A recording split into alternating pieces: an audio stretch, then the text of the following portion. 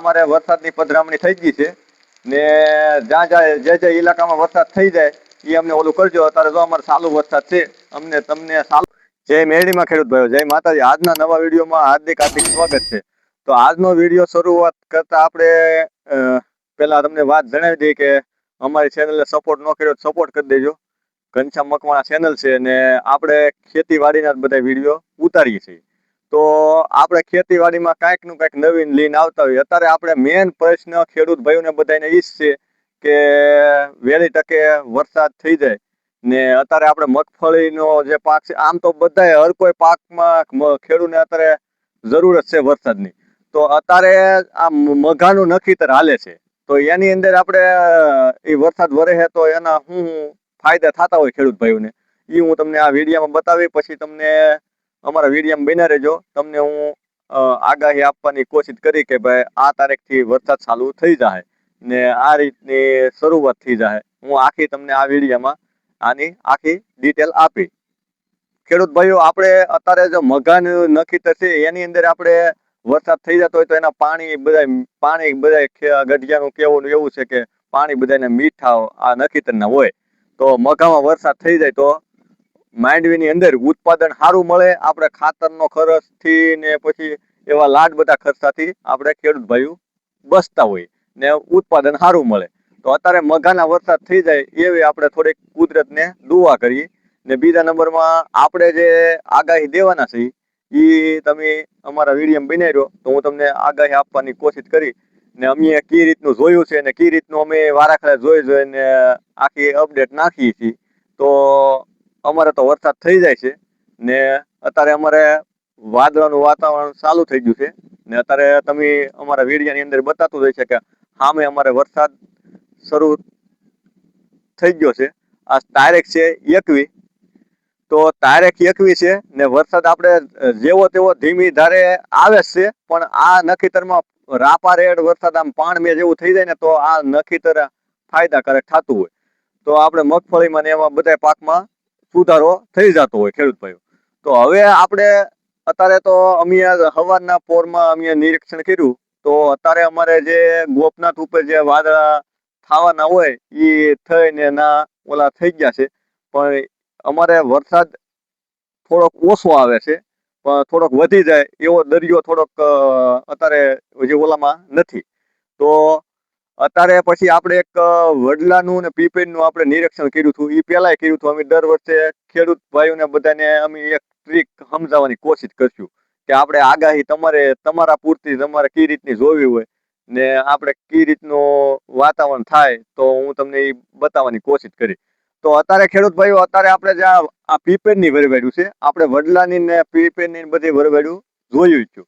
તો અત્યારે આ પહેલી ટાઈટિંગમાં જો અત્યારે આને વસાડે જે નખી ઓલું વરસાદ નહોતો, અત્યારે વરસાદ નથી એટલે સુકાઈ ગયું છે ને આ 3 દીથાની પાછી કોળવાની ચાલુ થઈ ગઈ છે. તો આમાં બધે જો આમાં તમને બધે તફાવત દેખાતો છે. જો આની અંદર ઝીણી ઝીણી બધી ફળિયું ફૂટવા મળ્યું છે. તો હવે આ થોડીક ટૂંક સમયની અંદર તો અત્યારે અમારે જો ચાલુ વિડીયામાં વરસાદ ચાલુ થઈ ગયો છે, પણ આપણે બધા ખેડૂતના બધા વિસ્તારમાં થઈ જાય વરસાદ મઘાનું એવું જ આપણું જાણવું છે. ને ખેડૂત ભાઈઓને અત્યારે માનો કે અત્યારે તો મેન પ્રોબ્લેમ અત્યારે ચાલુ થઈ ગઈ છે. તો અત્યારે અમારે મગફળીની અંદર ફુવારા ચાલુ છે.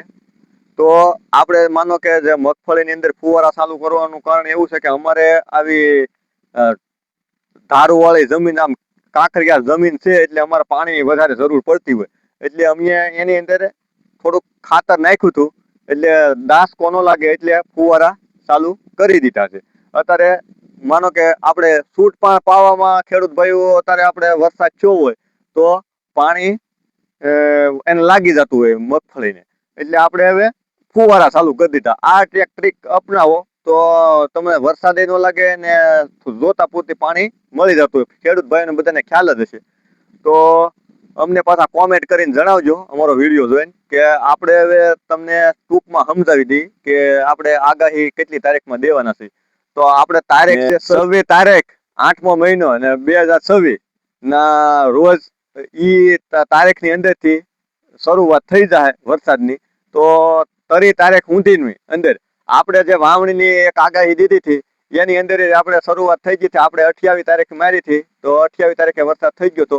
તો આપણે આશરે 26 તારીખથી કહી છે તો 28 તારીખ સુધીમાં બધે આવરી લે એવું અમારું માનવું છે. તો અત્યારે અમારે વરસાદ ઓલરેડી અમારા ચાલુ વિડીયોની અંદર ધીમી ધારે આમ તો વરસે જ છે પણ થોડોક વધારે વરસી જાય એવી અમારી આશા છે. તો આ ફુવારા મેકવા ન પડે. તો આવી રીતની આપણે જે આગાહી છે ને આપણે જે આગાહી જે જોવાની ટ્રીક તમને મેં સમજાવવાની કોશિશ કરી ખેડૂત ભાઈઓ. તો એ ટ્રીક છે આપણે માનો કે આ જો પવન સરખા જે ફરે છે એ અમારે ધીમે ધીમે ગરનારા પવન તરફ એનું ઓલું થાય છે. તો એ આપણે એક ટ્રીક ઈ છે. અમારે તો અમે ગરનારો પવન કહીએ. તમે તમારે ઓલામાં જોઈ લેવાનું વરસાદ પહેલા તો તમારે આમ તમારા અનુભવ પ્રમાણે ઓલું થઈ જતું હોય. પછી અમુક નખીતર ઉપર ઓલું કરતા હોય પણ અમે તો પવન ઉપર ઓલું કરીએ છીએ. તો આ રીતનું અમારું જોવાનું છે ને આ રીતની અમારી આગાહી છે. ને હવે થોડુંક અમે ખેડૂત ભાઈ પાસેલી આપણે જાણવાની કોશિશ કરશું કે એનું અનુમાન કેવું છે વરસાદનું. ને આપણે અમારો વિડીયો લાઈક શેર કોમેન્ટ કરી દેજો આગળ. ને બધા વરસાદ થઈ જાય તો અમને કોમેન્ટ કરીને જણાવજો કે અમારે વરસાદ થઈ ગયો છે. તો અમારા વિડીયોમાં અમને બનાવી રહ્યો. હવે થોડીક માહિતી અમારે એક ભાઈ શ્રી આપશે. તો અમારે હિતેશભાઈ પાસે થોડુંક જાણીએ અને થોડુંક ઓલું એ પરિચય આપશે બધું. હવે આપણે અત્યારે વરસાદની તો ખાસ જરૂર છે ને હવે આમ તાપમાન અને એવું આમ વાતાવરણ પ્રમાણે આમ થાય કે હવે ટૂંક સમયમાં વરસાદ કદાચ આવી જાય. આમ અમુક વાતાવરણ ગરમી આપણને બહુ થાય છે અને બધા પવન આમાં ઝાકળી પવન આવે એટલે 4 થી 5 દિવસમાં વરસાદ આવી જાય એવી સંભાવના કરી. 26 ઓગસ્ટથી 30 ઓગસ્ટ સુધીમાં વરસાદ આવી જવાની સંભાવના છે આખા ગુજરાતમાં. તો ખેડૂત ભાઈઓ આપણે જો આજ વરસાદની પધરામણી થઈ ગઈ છે સારી એવી. જો અમારે ચાલુ વરસાદ અમે વિડીયો ઉતારતા હા ને હવે અમે થોડાક અંદર એવા છીએ ને અમારે ફુવારા ચાલુ છે. તમે વિડીયો બતાવો. હજી આપણે આગાહીની શરૂઆત કરી તો અમારે વરસાદની પધરામણી થઈ ગઈ છે ને જ્યાં જે ઇલાકામાં વરસાદ થઈ જાય એ અમને ઓલું કરજો. અત્યારે જો અમારે ચાલુ વરસાદ છે તમને ચાલુ વરસાદની અંદર અમે વિડીયો ઉતારીએ છીએ ને અમે ફૂલ વરસાદ થઈ જાય તો પાછો વિડીયો ઉતારી નાખ્યું. તો અમારો વિડીયો કેવો લાગ્યો લાઈક શેર કોમેન્ટ કરી દેજો. જય માતાજી બધા.